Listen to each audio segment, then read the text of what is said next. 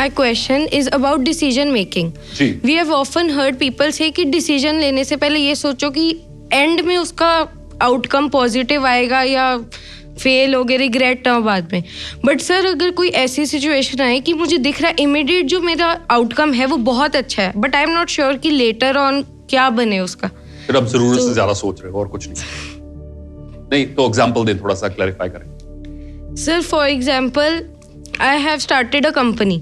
I know कि You have already actually? No, sir. Okay. Example. Okay, example. अच्छा. Sir, I know right now current need of that of the society is being fulfilled by that thing. But later on, after 10 years, it is of no use. Okay. What is of no use? You or your company?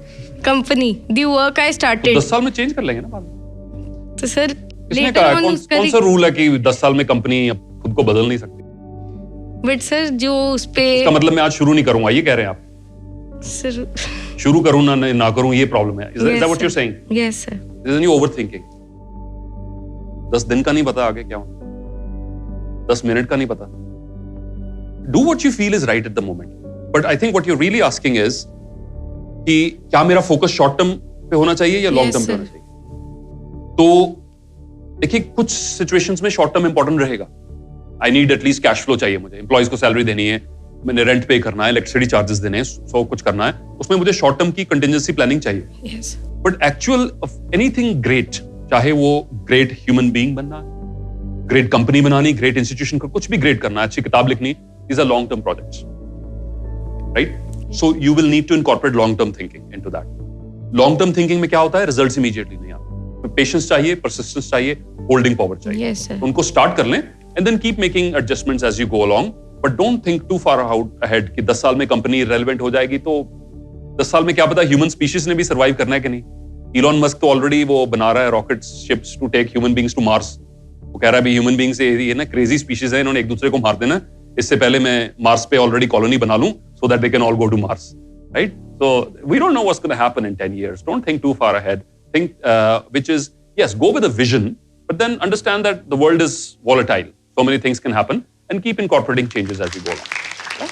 Thank you Thank sir. So my question is, जैसे हम school life से हमें ये सिखाया जाता है कि we must participate in extracurricular activities, और उसमें जैसे डांस, म्यूज़िक, पब्लिक स्पीकिंग, ये सब आ जाता है. पब्लिक स्पीकिंग का मैं मानती हूँ कि इंटरव्यूज़ के टाइम में इट इज़ बेनिफिशियल, डांस का नहीं है.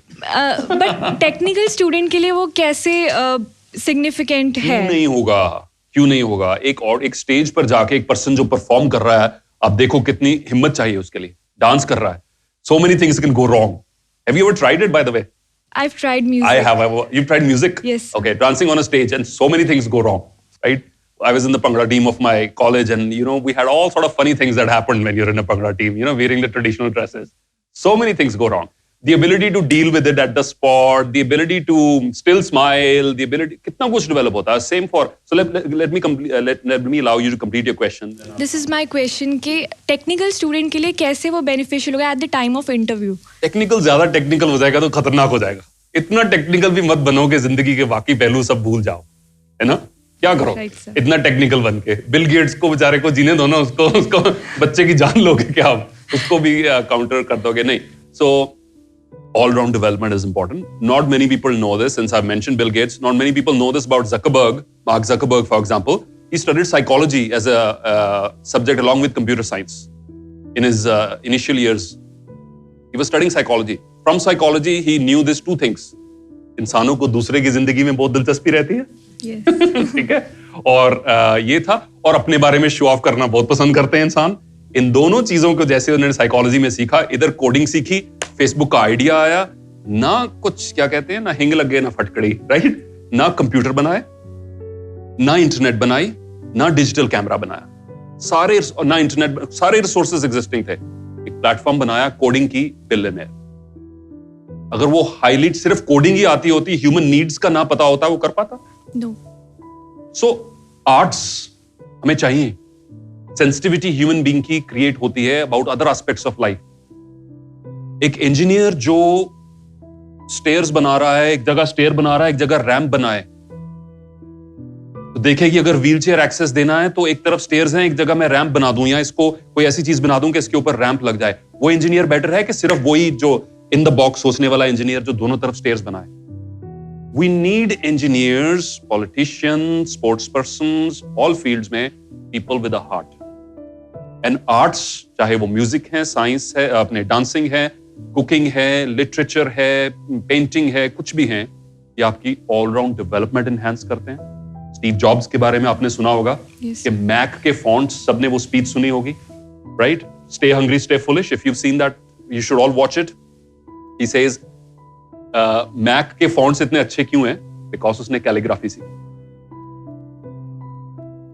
मैक के फॉन्ट्स इतने अच्छे हैं क्योंकि उसने कैलीग्राफी सीखी थी। अब सवाल यह है कि स्टीव जॉब्स तो इंजीनियर भी नहीं था और वर्ल्ड की बिगेस्ट इंजीनियरिंग कंपनी खड़ा कर गया। He was a marketing man. उसकी मार्केटिंग एबिलिटी जो थी उसकी इंजीनियरिंग एबिलिटी से ज्यादा इंपॉर्टेंट। जॉनथन आइव उसका चीफ डिजाइनर था जो डिजाइन करता था, but Steve Jobs was a sales person. So yes, yes and yes to all your questions. Participate in debates and go and look at the art fair, learn how to paint, learn how to cook, learn how to garden and grow vegetables, organic vegetables, go and work for an NGO. ये सारे experiences आपको अपने technical field में आगे बढ़ाएंगे। किस ढंग से ये हम नहीं कह सकते, but they are adding value to you as a person. So yes, yes, yes, emphatic yes, with a huge, huge enthusiasm. Go for it. Okay, thank you so much, sir. Sir, I have been the stage performer since childhood. But sir, when I hear negative comments, it affects me a lot. I overthink about it and I keep on thinking about it. It affects my performance as well. So I want to know, how can I be more self-confident? How to face criticism? So what have you been performing on stage? So I'm in the Gidda team of our college and I'm the club head of Artizo. So criticism आपको किस समय counter करनी पड़ती है? Right when you're performing or afterwards? Sir, afterwards. Afterwards. ये कौन लोग criticism कर रहे हैं? सर कहीं पे भी, जैसे आफ्टर परफॉर्मिंग अगर हम स्टेज से उतरते हैं, कोई भी कुछ बीइंग नहीं, मैं स्पेसिफिक्स में नहीं जा रहा हूँ। ये कौन लोग हैं क्रिटिसिज्म करने वाले? सर कॉलेज पे जी, मैं नाम नहीं चाहता। ये क्या कर रहे हैं? खुद क्या कर रहे हैं? Nothing sir. बैठ के देख रहे हैं? Yes sir. एक तो आपने परफॉर्म किया, अपनी बेस्ट एबिलिटी से उनको एंटरटेन करने की, पॉजिटिव करने की कोशिश। दूसरा, वो ऑडियंस में बैठे, उन्होंने कुछ किया नहीं। अब उनको क्या राइट मिलता है क्रिटिसाइज करने का? अब उनका मुंह तो बंद कर नहीं सकते, पर उनको राइट ना दें। राइट ना देने का मतलब कि आप एक्सेप्ट ना करें। Yes sir. अगर कुछ कंस्ट्रक्टिव है, और ये फिल्टर आप डेवलप कर लेंगे कि कंस्ट्रक्टिव क्रिटिसिज्म क्या है, बट अगर पता है कि it is non constructive, then say okay, that is your opinion, you keep it. और टैक्टफुली नेक्स्ट टाइम उसको स्टेज पे ले आए साथ में। इतना करते करते अगली बारी बुलाओ उनको, जो आ रहे हैं। मेरी फ्रेंड्स मुझे ज्वाइन करेंगी, ये look at their faces, then it is going to turn red like tomatoes. Yes sir. जो शख्स ने खुद अपनी लाइफ में कुछ नहीं किया, उसको क्या हक बनता है दूसरे को? उसके पास यही चीज है, ये सोचो, उसके पास सिर्फ यही पास टाइम है। उसको कुछ तो करना है अपने आप को बिजी रखने के लिए, तो आपकी टांग खींचेंगे। सो हियर टू थिंग्स, इतने सेल्फ ऑब्सेस भी ना हो कि आप फीडबैक को इनकॉर्पोरेट ना करो, पर इतने सेंसिटिव भी ना हो कि हर चीज आपको अफेक्ट करे पर्सनली। अगर आप इतने सेंसिटिव हैं तो फिर परफॉर्म करना बंद कर दें, राइट? दूसरा है परफॉर्म करें, और जो अनकंस्ट्रक्टिव जो फीडबैक है उसको मेंटली रिजेक्ट करना शुरू कर दें। That's really really important friends, it's for everybody's value here. If you will speak you will be criticised, yes no? तो बंदा अच्छा, पर if you will say something you will do something, you will be criticised. You will become somebody, you will be criticised. अच्छा, if you don't become something, you will still be criticized. If you don't say something, you will still be criticized. Which means either way you will be criticized. Yes. Which means what? I should do what I want to do. Right? Yes or no? Yes sir. And then let public opinion be public opinion. Prove them wrong. बड़ा मजा आता है to prove them wrong. But don't take it personal. Right? So your performance detached from that. If there is stage fear, any sort of stage fear? No sir. No. So that you don't have. So after effects में, तो after effects में तो artist को अपने काम से इतनी मोहब्बत करो, अपनी परफॉर्मेंस से इतनी मोहब्बत करो कि दूसरे के जो कमेंट्स हैं वो कंप्लीटली इररिलेवेंट हो जाए। उस मोहब्बत के नशे से ही आपको स्टेज से वापस उतरना है। फिर कौन क्या कह रहा है आपको अफेक्ट ही नहीं कर रहा। You are in that blissful state. Artist को तो ये गिफ्ट है, जो मैम पहले सवाल पूछ के गए हैं अभी टेक्निकल वाला, और वो इट इज वेरी इंपॉर्टेंट, शायद आर्टिस्ट एक फ्लो स्टेट में जाते हैं, आपने सुना उसके बारे में? फ्लो स्टेट, पेंटर पेंट करना शुरू करता है, 3-3 दिन अपने रूम से नहीं निकलता है, को पता नहीं है टाइम कितना हो गया, क्या हो गया, कौन सा दिन है आज। They go into a flow. Writer book लिखनी शुरू करता है, वो लिखता जा रहा है, right? And that is a bliss. तो आप अपने काम में खुद को उस लेवल पर ले जाएं, फ्लो स्टेट में, फिर कोई भी चीज आपको इफेक्ट करने वाली नहीं। जब वो ब्लिसफुल स्टेट से वापस आए, रिफ्लेक्ट करें, how do I want to do better the next time.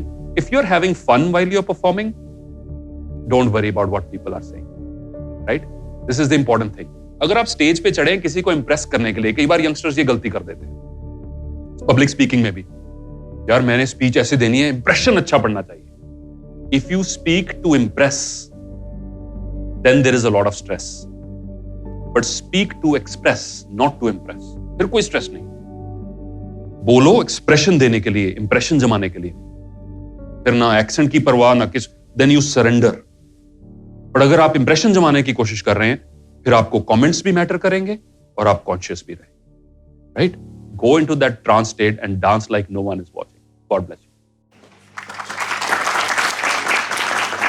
So my name is Jasmeet Kaur. Actually, my question is very simple.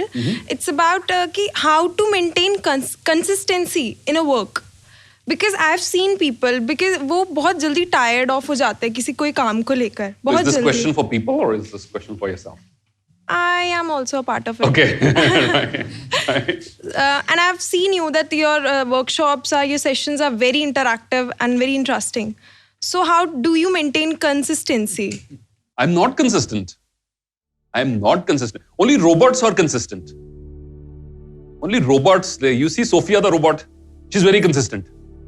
उसको जो भी एक ही बार बोले हाउ आर यू, वो प्रोग्राम जो आंसर किया हुआ वही बोलेगी। अच्छा, उसकी जब बैटरी डाउन हो जाती है फिर वो भी कंसिस्टेंट नहीं होती, उसका फेस ऐसे होता है डरा एकदम से, battery down. I am not consistent. Now here's the trick, it's not, don't push yourselves to a level, don't try becoming a robot. You are not a robot, you are a human being. Human beings को सभी कुछ effect करता है। बाहर आज धूप निकली हो तो एकदम से मूड अप होता है, मौसम अच्छा नहीं है, it affects us. We have to consider it that we are not robots.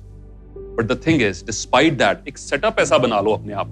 जैसे हमने ये इवेंट करना था आज, बीच में there were so many occasions where we could have postponed, you know, sometimes video team was saying मैं available नहीं हूँ, कुछ मेरी availability में दिक्कत। मुझे पता था ये window of opportunity है, ये 6-7-8 दिन की, अगर हो गया तो हो गया, then अगले साल पे जाएगा, हो सकता है कभी भी ना हो। So then what you do is set up challenges for yourself. If I've set up the challenge, I can't run away.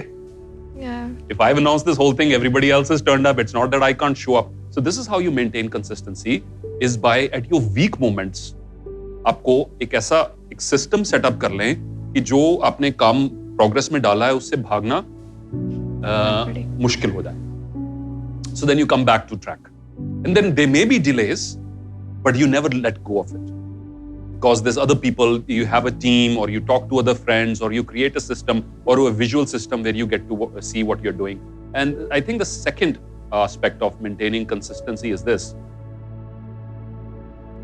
If the results that you're getting are positive, जो भी आपने स्टार्ट किया, ठीक है, let's say newspaper reading start की, कोई भी चीज स्टार्ट की, अगर जो रिजल्ट्स इनिशियल में हैं वो पॉजिटिव मिल रहे हैं, then feed off the results. उन रिजल्ट्स की एनर्जी से you push yourself even harder into that. Let's say नया डाइट प्लान स्टार्ट किया, once the results start coming in and you feel lighter, you feel fresh, then keep in mind always कि मुझे food का test उतना अच्छा नहीं लगता जितना ये गुड फीलिंग अच्छी लग रही है. Capture feelings. This is how you drive consistency. Because we human beings, we are product of feelings. So capture consistency से वो feeling जो आ रही है उभर के, अगर वो feeling एक बार आपको attach हो गई आपके साथ, then you are never going to let go of that habit. फिर वो permanent habit बने. On another note, I also suggest you buy and read this wonderful book called Atomic Habits. I'm reading it currently, और उसमें काफी कुछ है ऐसे कि how to create new habits and follow through with consistency. But great question. Thank you. Thank you so much.